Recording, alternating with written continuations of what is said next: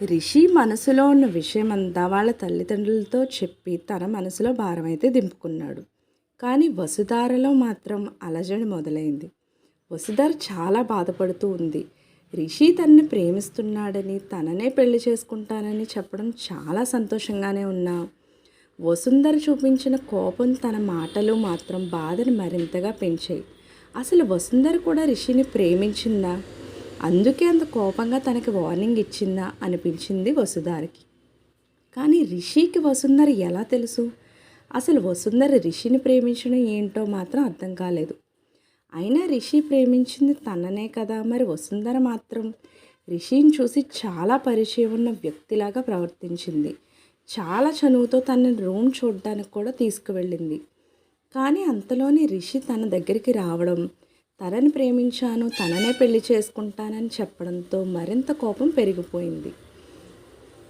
ఆ కోపంతోనే తనతో ఇలా మాట్లాడింది. ఇదంతా చూస్తుంటే వసుంధర రిషిని ప్రేమిస్తుందన్న విషయం అయితే అర్థమైపోయింది. ఇక తన జీవితంలో జరిగిన ఒకే ఒక మంచి విషయం రిషి తనని ప్రేమించడం. అది కూడా ఆదిలోనే హంసపాదులా వసుంధర తన జీవితానికి అడ్డంకిగా మారుతుందేమో అనే భయం పట్టుకుంది వసుధారకి. అసలు రేపు రిషిని కలిసి వసుంధర అసలు తనకి ఎలా తెలుసు, అసలు ఏం జరిగిందో తెలుసుకోవాలి అనుకుంది.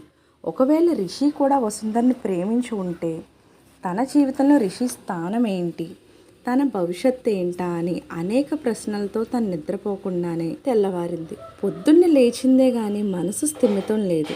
ఇంట్లో ఏదో ఒకటి చెప్పి వెంటనే వెళ్ళి రిషిని కలవాలనుకుంది. అదే సమయంలో వసుంధర రిషికి కాల్ చేసింది.